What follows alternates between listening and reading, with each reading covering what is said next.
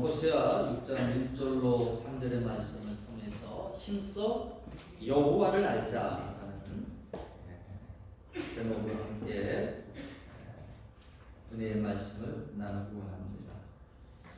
아는 것이 힘이다라고 우리 프랜시스 베이컨이 남긴 말인데요.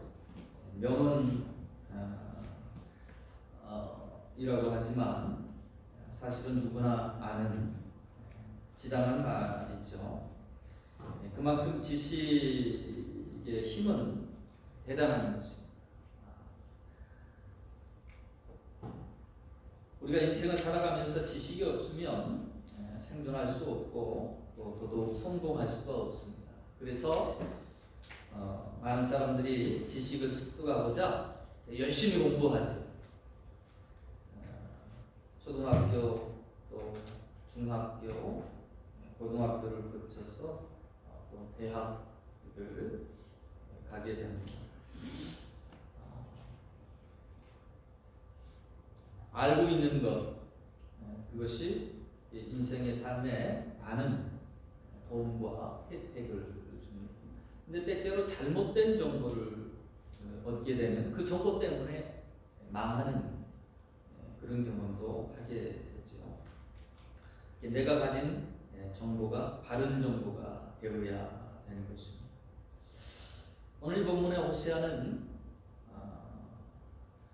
호세아서 역사적으로 보면 BC 8세기경인데요. 그때 당시에 이스라엘은 남북으로 나뉘어져 있었습니다. 우리나라가 지금 북한과 남한으로 이렇게 나누어져 있던 것처럼 이스라엘의 그 왕국 시대가 다윗 이후에 북쪽과 남쪽으로 이렇게 나뉘어져 있었어요. 남유다에 예루살렘이 있었고요. 제사장들도 그곳에 있었습니다. 그래서 여호와 하나님을 경외하는 신앙은 그럭저럭 유지하고 있었지만 이 북쪽은 어땠느냐? 이 북쪽은 여로보암이 어찌 보면 이제 다윗의 정통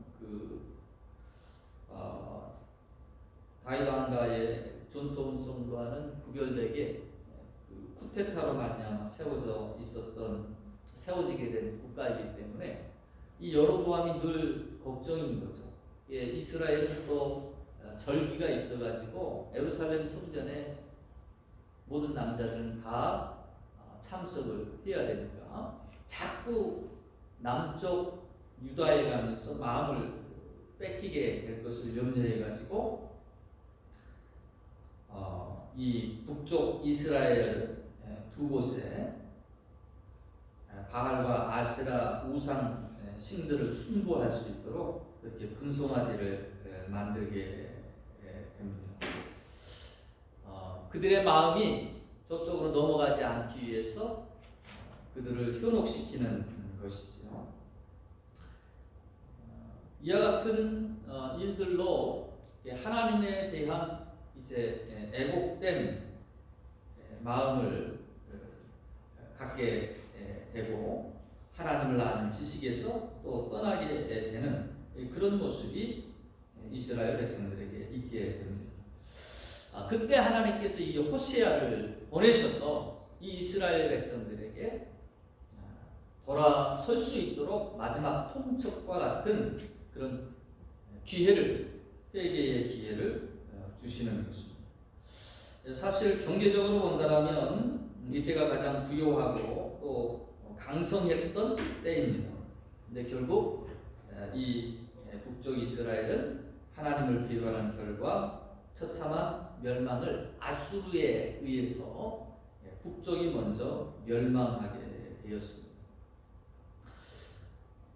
우리 인생의 삶 가운데서 여러분 하나님을 아는 것이 지식의 근본이다. 성경은 그렇게 말씀해 주고 있습니다.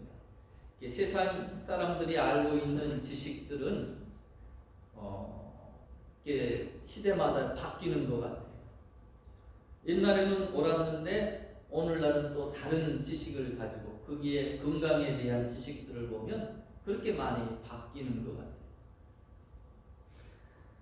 그러나 하나님을 알아가는 것, 이것이 성경은 지식의 근본이다. 이렇게 말씀해 주고 있습니다. 오늘 이 본문의 말씀에 그 이스라엘의 멸망에 대한 원인을 하나님께서 지적하고 계시는데 그것이 어떤 이유냐? 바로 하나님을 아는 지식이 결핍됐다라는 것을 먼저 말씀해 주고 있어요. 여러분, 우리 인생이 하나님의 축복을 받고 하나님의 형상 따라 지음받아 정말 행복한 삶들을 누려가야 되는데 우리의 인생이 어긋나고 우리의 인생이 피폐해지고 어디에서부터 문제가 시작되느냐? 성경은 하나님을 아는 지식에서부터 떠날 때 그때부터 인생에 문제가 시작이 되었다라는 겁니다. 하나님이 창조하신 에덴 동산에서 하나님과의 기쁨의 교제와 만남이 있었지만 죄가 들어왔고 그리고 마귀의 게임에 의해서 하나님을 떠나게 될 때 그때부터 인생은 땅도 엉겅퀴와 가시를 내었고 또 여자에게는 해산의 고통과 남자에게는 수고의 땀방울을 흘려야 되는 그런 아픔들이 찾아오게 된 것입니다. 호시아 선지자 이 4장 1절로부터 2절에 이렇게 말합니다. 이스라엘 자손들아 여호와의 말씀을 들으라. 여호와께서 이 땅 주민과 논쟁하시나니 땅에서는 진실도 없고 인애도 없고 하나님을 아는 지식도 없고 오직 저주와 속임과 살인과 도적질과 간음뿐이요 포악하여 피가 피를 뒤이음이라. 이것이 호시아 선지자를 통하여 하나님께서 그 세대에 이야기하고 있는 부분입니다. 여기에서 그 지식이라는 단어가 나오고 있는데요. 히브리어로는 다트인데 이 단어의 동사가 야다에서 나왔습니다. 야다라는 말은 알다라는 그 말에 해당되는데요. 이 뉘앙스가 좀 다릅니다. 단순히 이론적으로 그렇게 아는 것이 아니라 이 야다라는 게 창세기 4장 25절에 보면 그 동침하다라고 하는 뜻으로 사용될 때 사용됩니다. 부부간에 우리가 무촌이라고 그러죠. 부부간에는 한 몸을 이룬다. 성경은 그렇게 얘기하고 있고요. 형제간에는 이제 이촌이 되고 부모와 자녀간은 일촌이 됩니다. 부부간에 가장 깊이 아는 것이죠. 한 몸과 같이 아는 것이죠.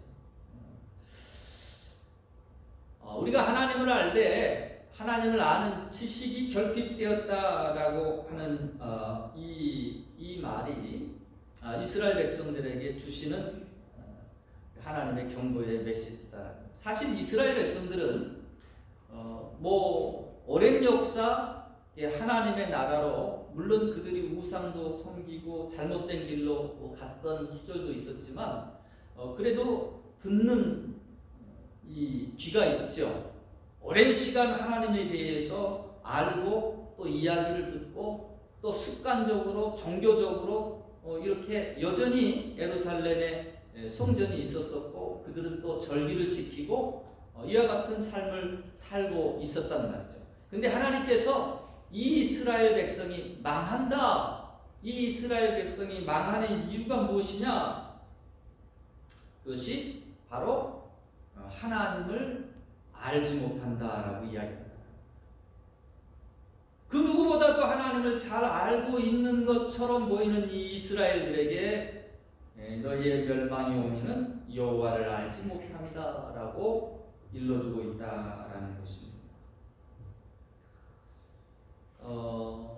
우리가 교회 생활을 하면서 하나님을 늘 입으로 부르고 또 찬양하고 하나님을 많이 또 안다라고 생각하고 있습니다만은 하나님께서는 우리가 여호와 하나님을 알 때 깊이 있게 체험적으로 알기를 원하신다라는 사실. 수박 겉핥기 하듯이 그렇게 겉으로 아는 것이 아니라 하나님을 깊이 있게 알기를 원하신다. 근데 이 하나님을 그렇게 깊이 있게 알지 못하고 있다. 이것이 하나님의 오늘 이스라엘 백성들을 향한 말씀이다라는 것이에요. 다윗과 같은 인물은 하나님을 깊이 있게 알았던 사람입니다.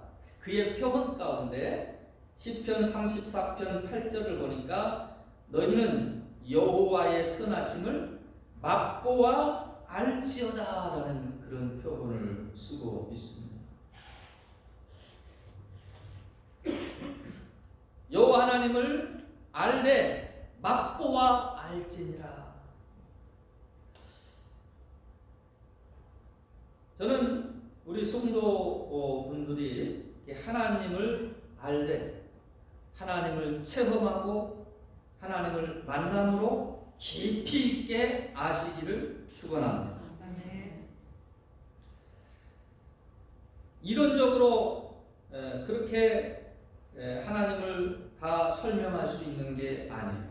하나님을 직접 만나고 체험해봐야 아는 것입니다. 오래전에 그런 TV 광고가 있었는데요. 기억나시는 분은 기억나실 거고 기억하지 못하시는 또 다른 세대들도 있을 텐데 보고는 몰라요, 들어서도 몰라요, 맛을 보고 맛을 아는 샘표 간장. 너무 이 선전을 잘 해놨어요. 간장의 맛을 어떻게 말로 표현할 수 있겠어요? 먹어봐야 아는 것이죠. 먹어본 사람만이 맛을 아는 것입니다. 말로 설명한다 해도 맛을 본 사람끼리 통하는 것입니다. 물질 세계에서도 이럴텐데 영적인 차원에서도 두말할 필요가 없습니다. 이스라엘의 멸망의 원인 다른 데 있지 않았습니다. 하나님에 대한 소리는 많이 들었지만 또 지식적으로는 알고 있지만 정말 삶 가운데 하나님을 만나고 경험하고 그럼을 통해서 하나님을 아는 사람들이 점점 사라져갔다는 것. 하나님을 그처럼 알고자 하는 열망도 피로도 점점 느끼지 못하는 세대가 되어 갔다는 것. 하나님이 지금 이스라엘의 멸망을 이야기하시면서 그 부분을 지적하고 있는 것이죠. 사사기 2장 10절에 보면 그 시대의 멸망의 원인을 알 수가 있습니다. 그 시대의 사람도 다 그 조상에게로 돌아갔고 그 후에 일어난 다른 세대는 여호와를 알지 못하며 여호와께서 이스라엘 위하여 행하신 일도 알지 못하였더라. 광야 시대를 거쳐서 가나안 정복 시대까지 하나님이 얼마나 그들 삶 가운데 밀접하게 만나주시고 또 역사해 주셨던 그 사건들을 이스라엘 백성들이 경험했습니다. 근데 그 다음 세대는 그렇게 하나님을 만나는 체험들이 없어졌다라는 것이죠. 그러니까 그들이 하나님을 멀리하게 되고요. 그것이 또 영적인 타락, 도덕적인 타락을 거쳐 멸망의 길로 나아가게 됐다라는 것입니다. 이 원리는 여러분 구약시대나 신약시대나 오늘날에도 모든 시대에게 다 똑같이 적용됩니다. 하나님을 아는 지식이 결핍되면 필연적으로 멸망의 길로 나아갑니다. 오늘날 사방을 둘러보면 숱한 문제들이 있는데 그 원인을 따져보면 모두가 하나님을 아는 지식의 결핍 때문입니다. 하나님을 알지 못할 때 사람들은 하나님을 떠나가게 되어 있습니다. 하나님을 더욱더 여러분 알되 우리가 지적으로만 아는 것이 아니라 깊이 있게 삶을 통해서 하나님을 만나는, 그러므로 하나님을 아는 저와 여러분 되시기를 축원합니다. 두 번째로 오늘 이스라엘의 그 회복의 길을 하나님이 일러주시고 계시다라는 거예요. 그 회복의 길은 다른 데 있지 않고 여호와께 돌아오라는 거예요. 호시아서 4장 6절 내 백성이 지식이 없으므로 망하는도다. 내가 지식을 버렸으니 나도 너를 버려 내 제사장이 되지 못하게 할 것이요 내가 내 하나님의 율법을 잊었으니 나도 내 자식들을 잊어버리리라. 끔찍한 심판의 말씀입니다. 여러분, 이 성경에서요 하나님께서 심판을 선포하실 때가 있어요. 그때는 마지막 최후의 경고입니다. 그때라도 돌아서면 됩니다. 니느웨 성 하나님께서 멸망을 선포하게끔 그렇게 선지자를 보내지요. 요나 선지자를 보내었습니다. 근데 요나가 이 성이 멸망하리라 그렇게 선포했을 때 왕으로부터 온 백성이 베옷을 입고 통곡하고 회개하기 시작하는 거예요. 이거 전혀 예상치 못한 부분이었습니다. 그랬더니 하나님께서 그 심판을 돌이키시더라라는 거예요. 여러분, 내 인생 가운데 하나님이 책직하시고 잘못된 것을 심판하신다라고 생각되는 때가 있어요. 야단 맞고 혼날 때가 있어요. 그러나 그때는 여러분 우리가 하나님 앞에 돌아서야 될 때인 줄로 믿습니다. 가장 늦었다라고 생각될 때가, 그것을 느낄 때가, 그때가 깨달은 때고요. 그때가 가장 돌이키기에 빠른 때입니다. 오늘 말씀의 1절로 2절에 오라 여호와께로 돌아가자. 여호와께서 우리를 찢으셨으나 도로 낫게 하실 것이요 우리를 치셨으나 싸매어 주실 것이요. 하나님은 치시기도 하시지만 또한 싸매어 주시는 분이시다. 그래서 여호와께 돌아갈 때에 여호와께서 이틀 후에 우리를 살리시며 셋째 날에는 우리를 일으키시리니 우리가 그 앞에서 살리라. 하루하루 우리가 돌이키고 회개할 때에 하나님께서는 바로바로 우리의 영을 소생시키시고 살 길을 열어 주신다라고 하는 거예요. 정치권에서도 보면 늘 싸우는데 사과하라는 말을 자꾸 하더라고요. 미안하다라고 하면 될 것 같은데 자존심 때문인지 끝까지 이렇게 잘못을 시인하지 않으므로 문제를 심각하게 만든 경우들이 많습니다. 부부간에는 어떤가요?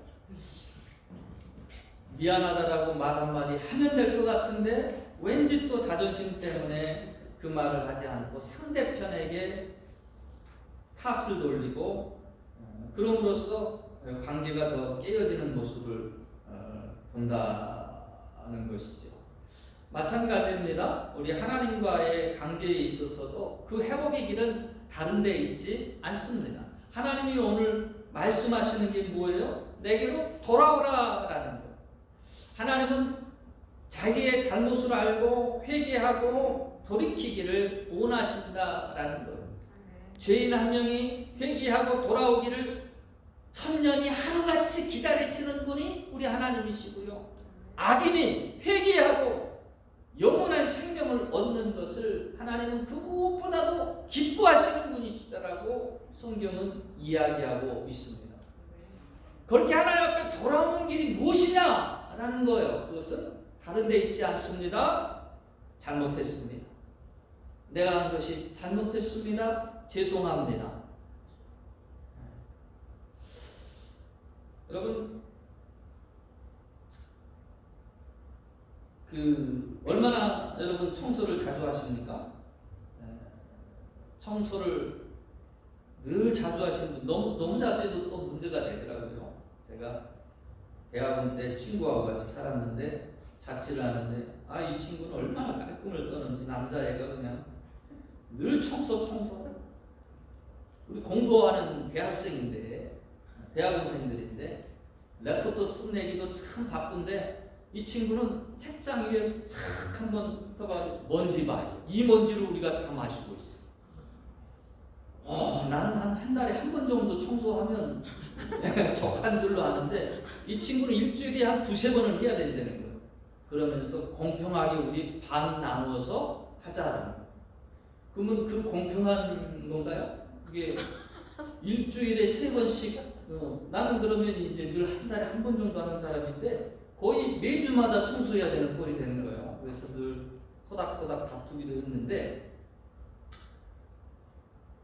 그러나 청소하면 좋지요. 그 영혼의 청소, 회개가 우리의 영혼을 정결하게 씻는 줄로 믿습니다. 여러분, 우리의 영혼이 깨끗하게 씻겨져야 하나님이 보이기 시작하거든요.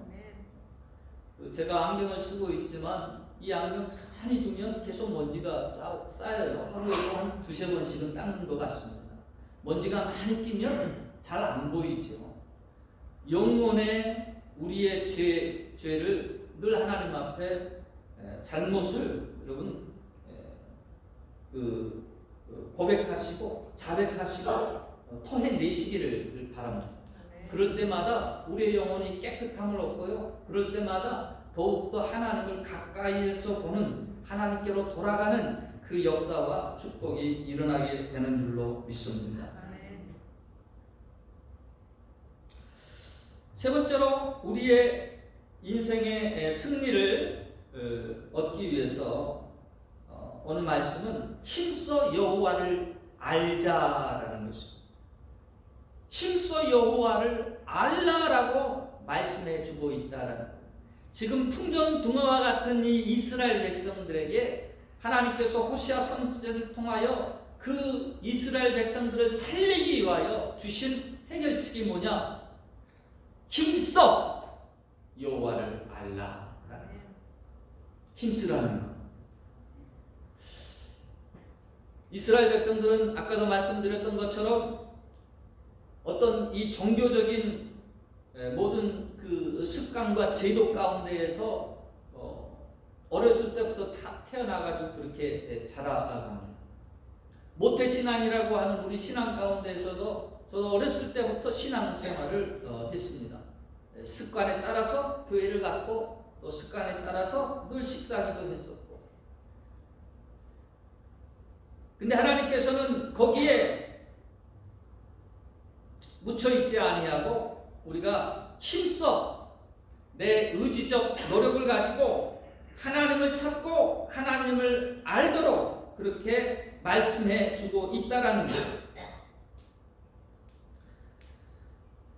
여러분, 여호와를 아는 것이 쉬운 일이 아닙니다. 어찌 보면 인간의 노력으로 불가능한 부분이다라고 말할 수 있을 것입니다. 오직 성령의 도우심만으로 가능합니다. 이 하나님께서 도와주셔야 돼요.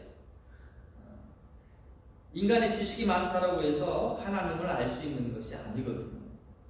아무리 세상의 박사라고 해도 자기 분야에서 남들보다 많은 지식을 가지고 있을 뿐이지 영적인 진리까지 알 수 있는 것은 아닙니다. 그래서 사도 바울은 고린도전서 2장 13절에 이와 같이 이야기합니다. 우리가 이것을 말하거니와 사람의 지혜가 가르친 말로 아니하고 오직 성령께서 가르치시는 것으로 하니 영적인 일은 영적인 것으로 분별하느니라 라고 말씀해 줍니다. 영적인 진리는 오직 성령의 가르치심으로 가능하다라는 거예요. 성령의 도우심을 구하며 우리가 나아가야 되는 것입니다. 똑같이 성경을 읽어도 비판하려고 읽는 사람이 있고 또 이 말씀에서 영생을 얻는다라고 하는 믿음으로 그 읽는 사람의 보여지는 것이 깨달아지는 것이 다를 수밖에 없는 것입니다. 어떻게 우리가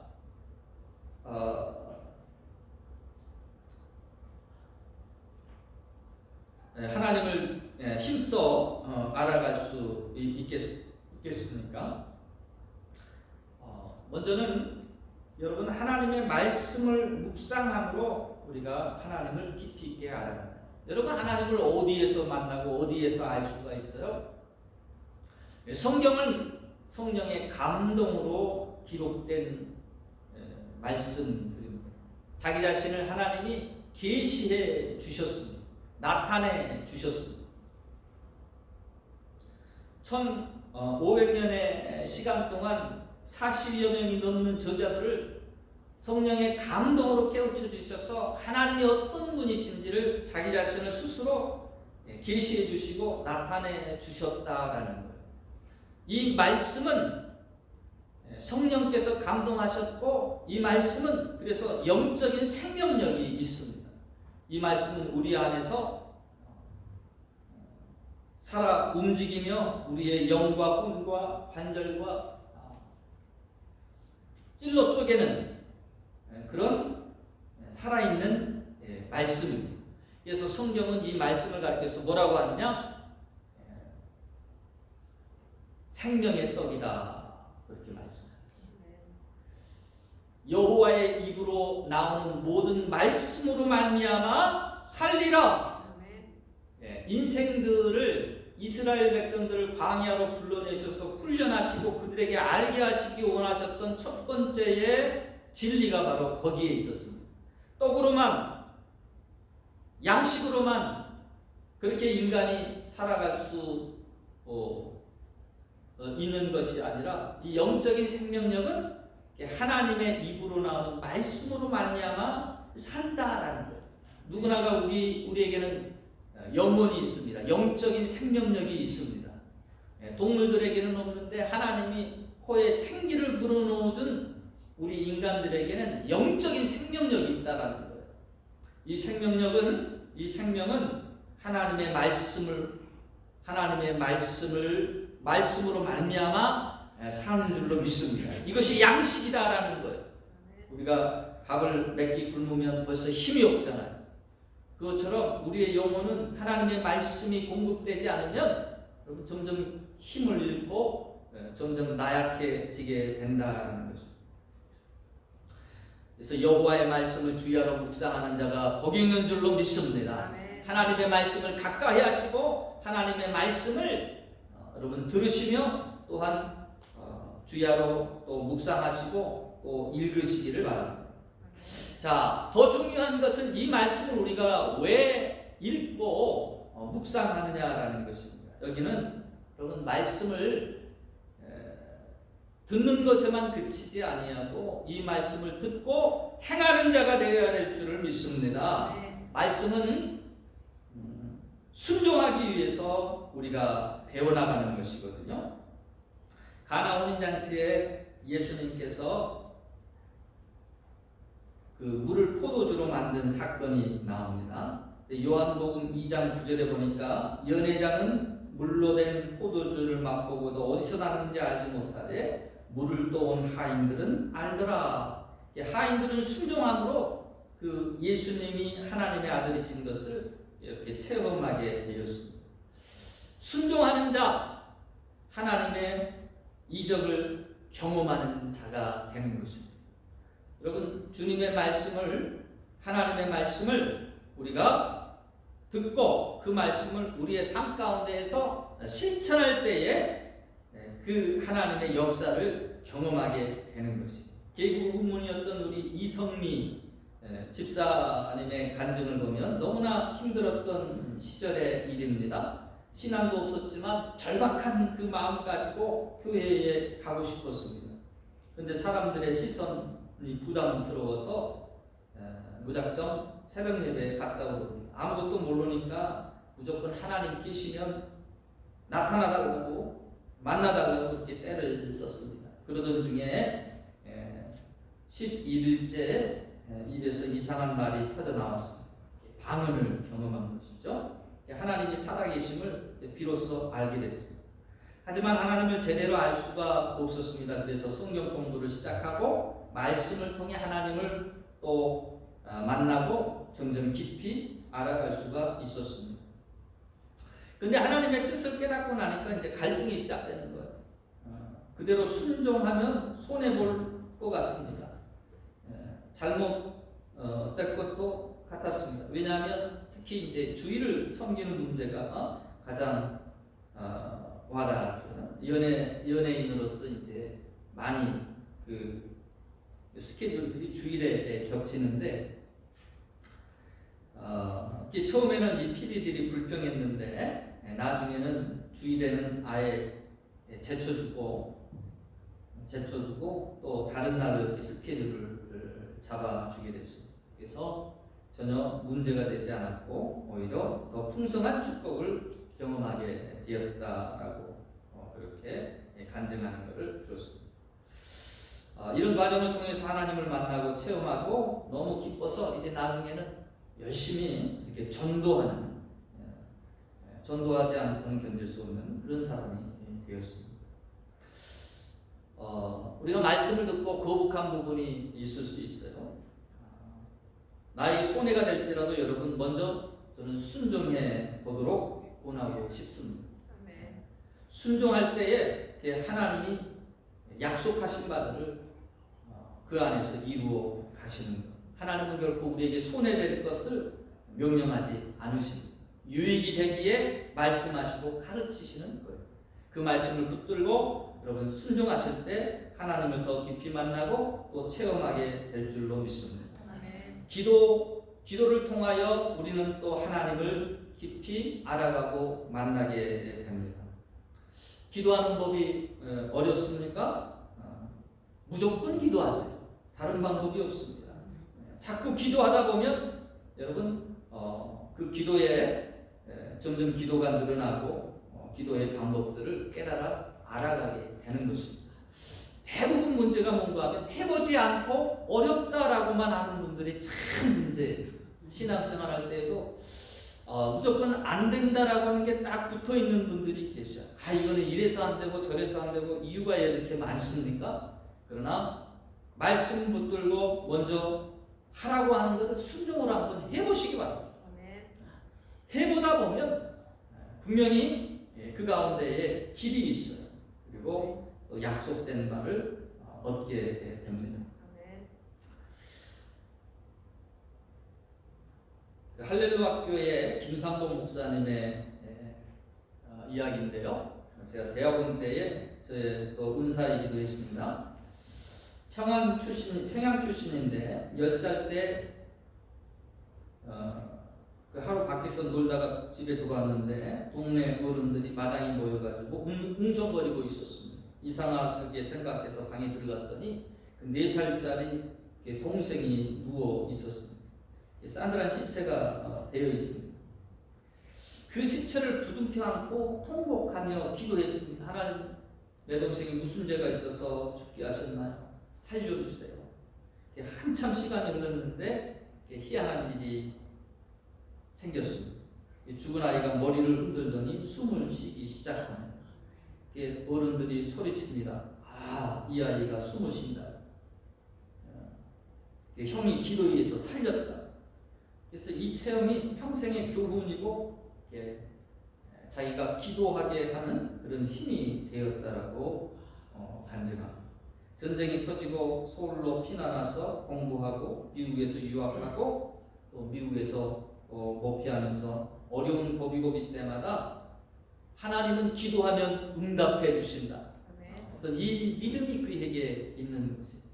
그래서 어려운 순간순간들을 넘기고 그리고 승리할 수 있었다라고 이렇게 간증합니다.